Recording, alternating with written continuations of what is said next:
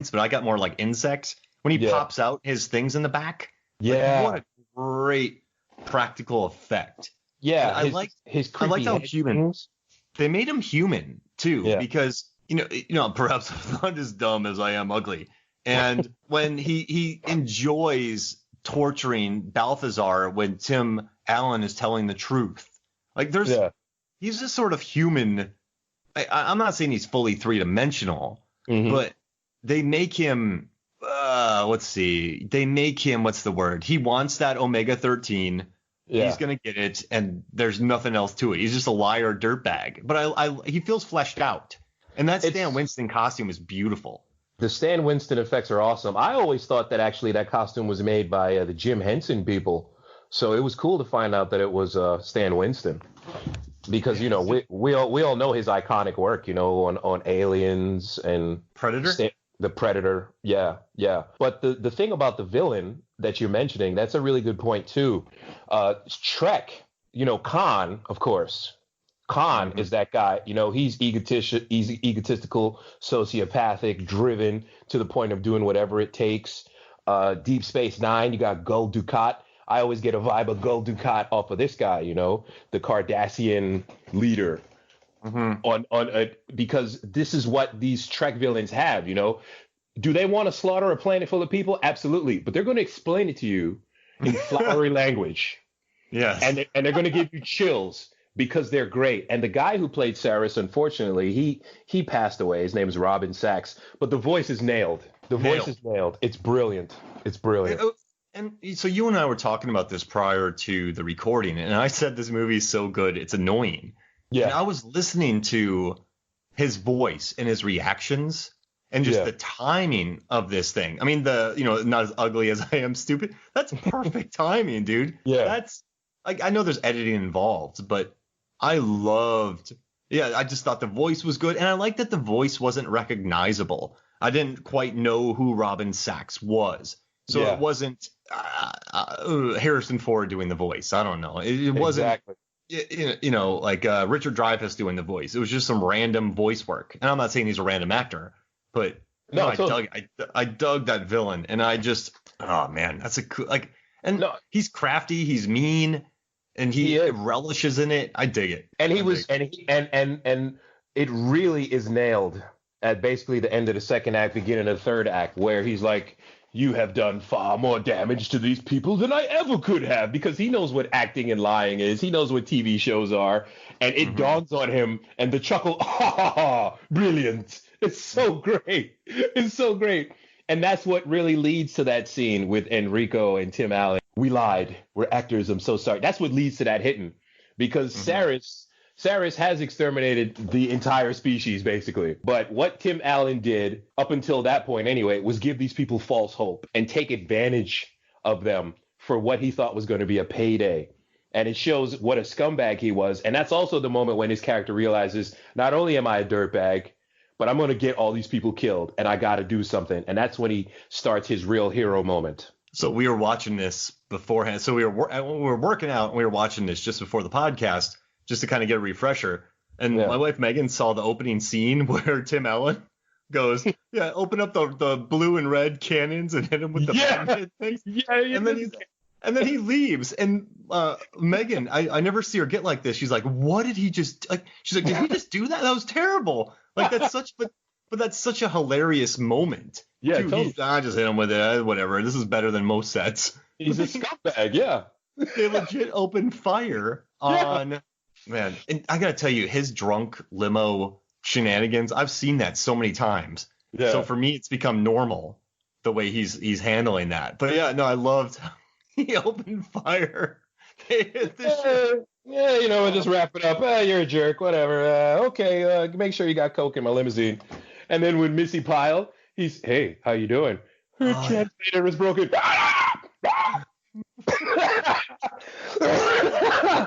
I love that scene. Yeah. Oh, that's so good. Hey, so how about this? Let's take a quick break, and when we come back, we'll gush more about Galaxy Quest. How's that sound? I await your return, Hoffmeyer. Welcome back to Movies, Films, and Flicks, and we have some really fun questions Norbert, by some of your biggest fans who also are on this podcast a lot. Thank you. So you have some huge fans that also record episodes of this, and they have some questions for you. Let's rock and roll, man. So John Wheeler, who's also called Johnny Numb, he's like one of the premier writers about horror movies. You read one of his horror movie reviews, and they're so thoughtful, you kind of want to barf. They're just so... Like, I told him, I was like, can you write my reviews? Because, like, they're so... He just thinks them through. They're very thoughtful. He has a cheeky question. He's like, my question, why haven't I watched this yet? So do you think he's just been too busy watching horror movies, and he hasn't given this a shot? Man, look, why haven't we watched... Mind blown, you know? Wow, you can't be a movie guy and not watch Galaxy Quest. That's just... Oh, man, wow. What are you doing? Johnny Numb. Become unnumb. Unnumb yourself. Do it. Watch, wow. Johnny, you will love this movie. And I want to read an excellent review from you as well that I'll get jealous of. Go for it. Yeah, I'm telling you, man, he just writes these reviews that I can't. I'm not a good movie reviewer. That's why I write data articles. But yeah, I get jealous of. I'm not jealous, but I'm proud of his stuff. So like, I love it when he writes it. So that was his question. And then Justin Cox. Oh, you remember Niall Moore from Korea? Yeah, man, all day. We basically during the situation, what we've been doing is every couple of weeks getting together on Zoom and playing Jeopardy on Sega CD. It's been great. He recorded a Back to the Future episode with me. Nice. Yeah, but he just wrote love that movie. So Niall loves that movie. Justin Cox has a funny question for us. He's like, when do you give up and when do you surrender? Well, I take my cues from the guy in Monty Python, the Black Knight, got all his limbs. Just a flesh wound. Just a flesh wound. There's never a time to give up, and there's never a time to surrender. The word never, in itself, it defines when you give up. Never. You don't. What if 1,000 orcs are charging at you and you're by yourself? 1,000 orcs? Yeah. Are we in a wide open field, or is there a way... Wide open field. Do you run away like they do in Monty Python? Well, is there a way for me to construct some form of rudimentary lathe with the things that are around me? You see what I did there, right? That's a beautiful Sam Rockwell guy. Perhaps you could construct a rudimentary lathe. You never give up. You never surrender. Never. You don't run. Because what's the alternative? Like, you might as well give it your all. Like, I quit. Like, just go for it. That's it. Your best option, you run at the orc that's closest to you. You stick your thumb in his eye, and you whatever you can pull off of that dead orc after you murder it, you just use it to club the orc to your left. And you just see what happens from there, man. Never surrender, though. My goal would be to take out 1,000 orcs are charging me. I have a large sword. Mm-hmm. I would find an area where I could kill at least 30 of them. And so after I'm wiped out, those orcs are like, man, that guy... He killed Hank and Steve and Ray and Barbara and Debbie. Like, that was... Word. I mean... Word. Lewis is never going to recover from that knife wound, for sure. Like, Jerry got his leg cut off. So, for the rest of these orcs' careers, I want, they'll get together for 10-year anniversaries, 20-year anniversaries, and I just want them to be like, remember that dude that just gave us that... I mean, we killed him with 18 arrows, but... he was good. Like, we respect him. Like, he would be part of us. Like, that's the way I'd go down. Yeah, Phyllis will never be the same again, man. Phyllis will never be the same. She saw Jerry just get taken down by a screaming, large, handsome man. Just totally jacked, just never surrender. He's just going berserk. And he managed to construct that rudimentary lathe from the parts of our brethren. It was, we don't mess with Hoffmeyers anymore. He killed Mark. Wait, I don't know, another name. He killed Harrison with his own arm. Twice. He woke him back up and he killed him again. I pity the fool. Yeah. Oh gosh. Jube. I think that's one of my favorite episodes about the backstory in Montana. Yeah. All right, so Jesse Deal asks, also, how did Lalieri, who was played by Missy Pyle, whose role got a lot bigger when they realized that Sigourney Weaver was the only female in the cast, which is awesome for her because she's great. Dodgeball, watch it. But he's like, how did she reconcile acting on the Galaxy Quest reboot? When last we left our Thermians, they were still under the impression that Taggart was lying about the TV show. So do you think she just got a big fat paycheck and she's like, I'm over it? Now, you see, here's the thing. they weren't under the impression that he lied about being on the TV show. Because remember, Malthazar, after he comes out of the infirmary and he's all limping with the cane, he's like, up. You said that you were liars. Up. And everybody starts laughing. So once again, it's not a J.J. Abrams movie. There are no holes in this, man. They still think that these are historical records, you know? There really are no holes in this movie. No. The rest of the Thermians on the ship, anyway, they still think that these are historical documents. And she probably, you know, in her in flagrante delicto moments with Tech Sergeant Chen, you know, she probably knows the truth now, but she doesn't care. You know, she's got her image transformer, and she's good, man. She's good. She's on Earth. You know what I'm saying? She goes to Whataburger. She's eating ahi tuna. You know, In-N-Out burger, dude. That's what it is, man. That's what it is. In-N-Out burger. You know, the first time I ever ate an In-N-Out burger, I was working at Comic-Con in Anaheim, and I had the night off. And as opposed to going to a good restaurant, I walked like a mile to an In-N-Out burger. I was like, well, I might as well walk because I'm going to be eating a burger. So I walked a mile, ate it. Yeah. So I ate it during a comic convention, so that brings it back. Sorry for that. All right, next question. No, enjoy. All right, and then John Levengood, who's a big fan of yours, Norbert, he asked. Thank you, John. And John, you're listening to this. Norbert wants to do some horror episodes, so let's work them out. All let's do it.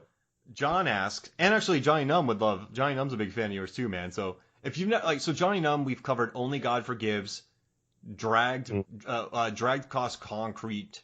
We've done L, and then we call it the feel good movies, where we've just covered really brutal films.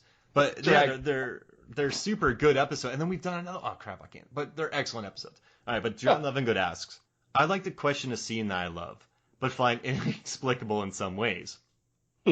When the minor race, a carbon-based bipedal oxygen-breathing species of humanoid, just to give their planet's biology some context if they're from that planet, summoned the Gorignac. Is that a rock creature, a living organism? A bunch of rocks appear to magically or telekinetically assemble into a sentient golem of sorts? Is this a sort of construct they created? Are they all telekinetic mutants pooling their mental powers to create this craggly menace to defend or amuse themselves? And these little miners run around naked and literally eat their own. So do we believe the mine and the whole mining operation that produced a Bellarium sphere are a product of their civilization, or are they lorded over by a slave-keeping race of greater intelligence and our technological advancement like in Battlefield Earth? Very fascinating. All right, I put forth the following. On our planet, we have insects that eat other insects. Hamsters and rats will eat their own young. We got a lot of biological diversity on our planet. So, in my mind, the Gorignac is just a dude, part of a race of Gorignac's. You realize who the top of the food chain is. And clearly the Gorignac's are the top of the food chain. So the little minor dudes, they have their own little civilization going on at the same time that the Gorignac's exist on their planet. And it's like, after one of the Gorignac's stepped on Steve, they're like, what is that? I don't know. Looks like a Gorignac. Sounds like a good name. So that's what it is. You know, it's another thing that lives on the planet with them in concert. It's one big ecosystem. The circle of life. I think they just wanted to have some fun by watching Tim Allen get smushed by this rock. So they woke it up. Like totally. The never-ending story rock monster. That's right. That's his own entity. And they just wanted to see this man get smushed, and then they were going to eat him. Yeah. You know, it's like people who put Mentos in Coca-Cola to see what happens, you know? Oh, that's brilliant. Yeah, they're sick little freaks, man. But they're miners. Now, do you think they killed all the miners that were there and they've taken over the operation? Or do you think... So, you know, when you go to some movie, like Alien vs. Predator, for example, there's a whaling station, and everyone's dead there because the predators came down. What's her name? The Oucha came down to Earth and killed them. So do you think that these naked miners, who I just want to read this because I love what John wrote, a carbon-based bipedal oxygen-breathing species of humanoid who speak a language, they have intelligence and they're just naked little buggers, Did they kill the miners? I don't think that they killed the miners, because they seem to be able to navigate their environment, and they do have intelligence. They were smart enough to